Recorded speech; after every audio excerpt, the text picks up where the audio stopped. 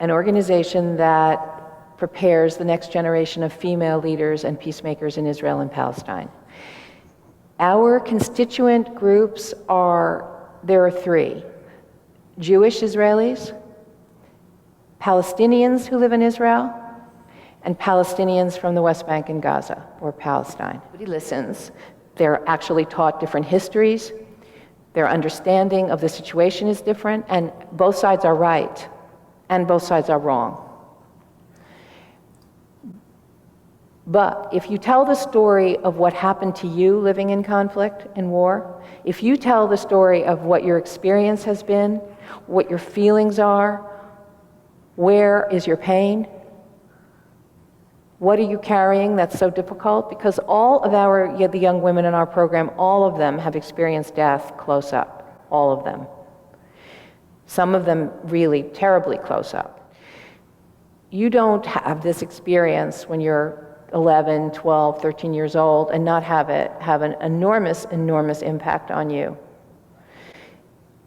You can choose hate, which some of our girls do, or you can have some curiosity, which some of our girls do. You can hope for a better future, which all of our girls do.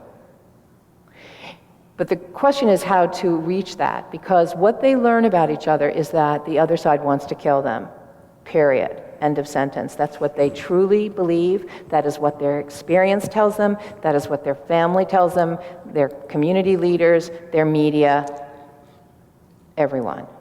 The other side wants to kill you. Our program, which begins with a 3-week summer camp in New Mexico with really no idea of who the other side really is. I mean, I think that's a lot of the reason why they come, actually. Who are these people who are throwing bombs on my city? Who are these people who are humiliating me at checkpoints? Who are they? What makes them tick? I think that they come with a lot of stereotypes. The Palestinians think that all Israelis are soldiers with guns and uniforms. The Israelis think all the Palestinians are terrorists who blow themselves up in public places just to kill innocent people. And then they come and they find out that this is a full-blooded person who has no role in this conflict at all, no fault. And actually, I like this girl. She has a lot in common with me. She likes to do a lot of the same things that I do. She really sees me for who I am. We sit in dialogue for 3 hours at a time over a 3-week period, probably 12 or 13 times. And in that dialogue space, they are encouraged, first of all, to learn what it means to be an authentic speaker and a compassionate listener. Compassionate listening means, and this is really easy to say and extremely difficult to do. So I want to say that all 207 young women who have been through our program in the last 11 years have done this. It means listening even when what the person is saying is making you want to scream.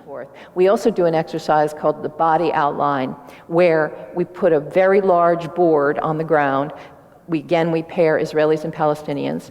One girl lies on the board and the other girl outlines her body. So in whatever position she wants to be in on the board. And then the other girl lies down on top of that drawing at some angle so that there's overlap, and then parts of the body that don't overlap, and then outlines her body. Then they paint together what they have in common in the areas that overlap, and what's unique about them in the areas that don't. And then they paint in the background the context of their lives.